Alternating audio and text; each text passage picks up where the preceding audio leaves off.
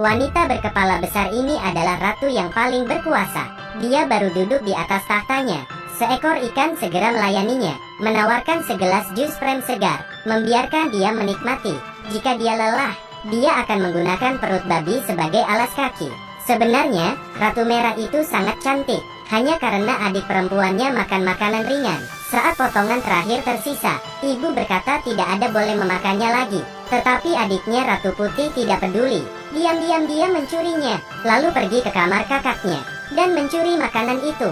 Untuk menutupi kesalahannya, dia menendang remah-remah di bawah tempat tidur. Kejadian ini kebetulan dilihat oleh Ratu Merah. Sang ibu bertanya kepada keduanya siapa yang mencuri makanan. Ratu Putih tidak mengakui dan berbohong. Dengan begitu Ratu Merah dituduh mencuri kue tar telur itu. Melihat situasi ini, Ratu Merah sedih dan berlari keluar. Tanpa sengaja dia menabrak batu, membuat kepalanya terbentur, dan mengakibatkan kepalanya membesar. Perlahan-lahan dia tumbuh dalam ejekan orang, yang membuatnya berubah menjadi kasar. Hari ini raja menurunkan tahta untunya, namun karena kepala Ratu Merah terlalu besar, mahkotanya langsung patah. Ini membuat semua orang tertawa. Tidak ada yang bisa memahami perasaannya.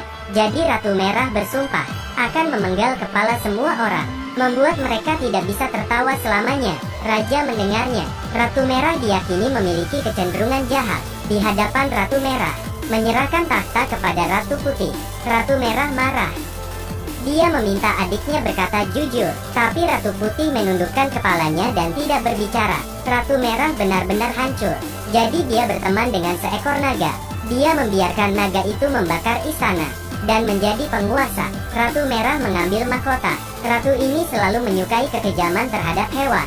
Dia menjadikan flamingo sebagai tongkat, menggunakan landak sebagai bola. Jika dia tahu siapa yang mencuri makanannya, Ratu Merah akan sangat marah. Dia pergi ke penjaga kata, mulai bertanya-tanya.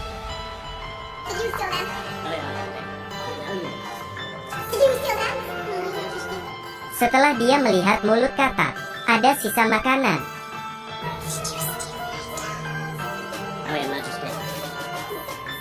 Ratu Merah menyeka dengan tangannya, menyeka sudut mulut kata, lalu memasukkan ke dalam mulutnya.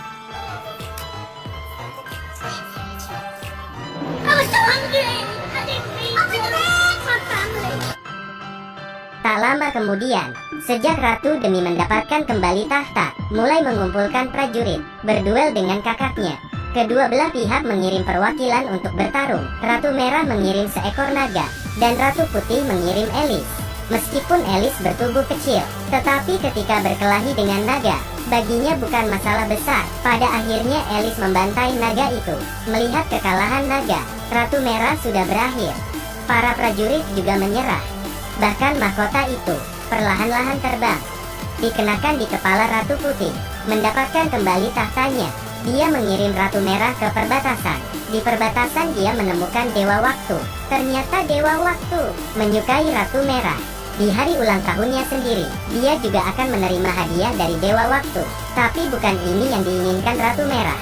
Dia menginginkan bola ajaib Dewa Waktu, agar dia dapat melakukan perjalanan melalui ruang dan waktu, menulis ulang kalender, kemudian memerintah kerajaan.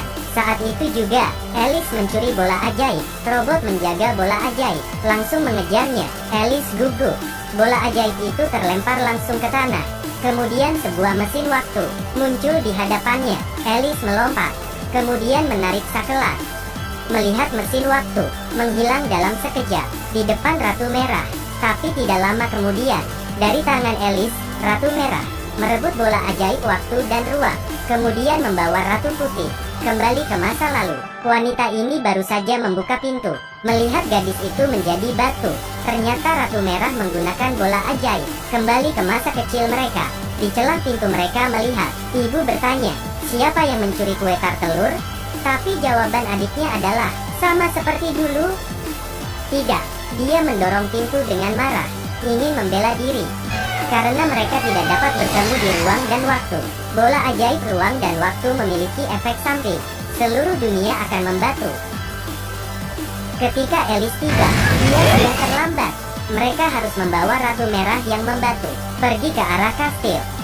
Nasib seluruh dunia saat ini, semuanya ada di tangan Alice. Dengan upaya terus-menerus, akhirnya tiba di kastil waktu. Mereka menabrak jendela kastil, datang ke kuil waktu, mengembalikan bola ajaib ke tempatnya, agar membuat semuanya kembali normal. Kemudian ruang runtuh. Dia bergegas dengan cepat. Ratu Putih awalnya ingin lari, tapi melihat kakaknya, sehingga membuatnya ragu. Jadi dia menyeret kakaknya ke depan. Tapi itu tidak terlalu jauh. Secara bertahap seluruh dunia disegel secara permanen. Dalam keadaan krisis, Dewa Waktu memegang tangannya, menghentikan jam di dadanya, menghentikan paksa detak jantungnya. Dewa Waktu menghabiskan hidupnya, berhasil membantu Alice, menunda selama 1 detik. Saat Alice hendak mengembalikan bola ajaib, dia perlahan menjadi batu. Waktu telah berhenti, menjadi ketiadaan. Untungnya, bola ajaib ruang waktu perlahan mengeluarkan energi, kembali ke tempatnya. Dunia kembali seperti semula. Ratu Putih dengan erat memegang tangan kakaknya. Setelah melalui ini semua, dia mengetahui kesalahannya sendiri.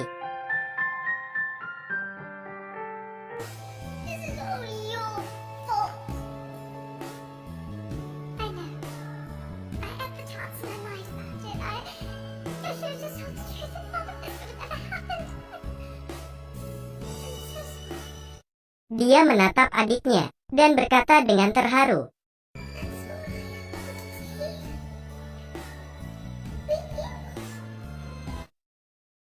mereka pun akhirnya berbaikan, saling berpelukan. Coba teman-teman kasih komentarnya, siapa yang salah sebenarnya?